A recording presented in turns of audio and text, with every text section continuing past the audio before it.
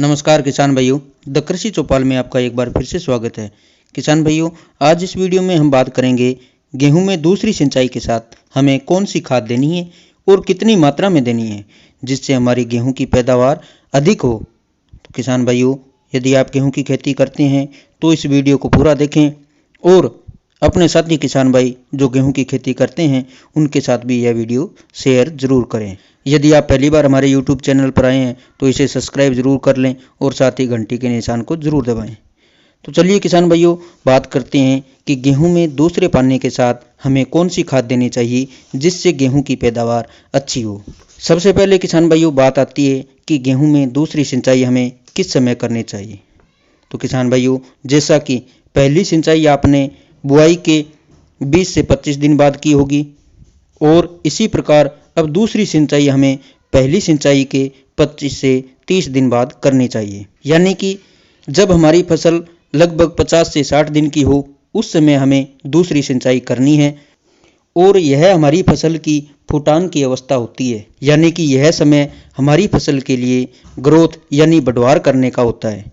तो इसलिए किसान भाइयों, अब बात आती है कि जब फुटान के समय जब हमारी फसल लगभग 50 से 60 दिन की है और दूसरे सिंचाई के साथ हमें कौन सी खाद देनी है, तो मैं आपको बता दूं किसान भाइयों, इस समय हमें यूरिया खाद देना है। यूरिया खाद आप 16.5 किलोग्राम प्रति हेक्टेयर के हिसाब से दूसरे सिंचाई के साथ दें। अब बात आती है किसान भाइयों कि हमें खाद सिंचाई से पहले दे देना चाहिए या सिंचाई के बाद देना चाहिए। तो किसान भाइयों, जहां तक संभव हो सिंचाई करने के बाद जब खेत में उचित नमी हो उस समय हमें यूरिया का छिड़काव करना चाहिए। और साथ ही इस बात का भी ध्यान रखना चाहिए कि यूरिया जो हम दे रहे हैं वो फसल के पत्तों पर न टिके, ज़्यादा से ज़्यादा ज़मीन पर गिरे। तो किसान भाइयों, इस प्रकार यदि आप इस अवस्था पर यानी जब हमारी फसल में दूसरा पानी देने का समय है और फसल हमारी लगभग 50 से 60 दिन की है तो इस समय आप यूरिया का प्रयोग जरूर करें। यूरिया देने से यूरिया में मौजूद नाइट्रोजन तत्व हमारी फसल की जो बढ़वार है उसके लिए हमारी फसल को ताकत देता है और इससे हमारी फसल की जो ग्रोथ है उसका फुटान है वो अच्छा होगा।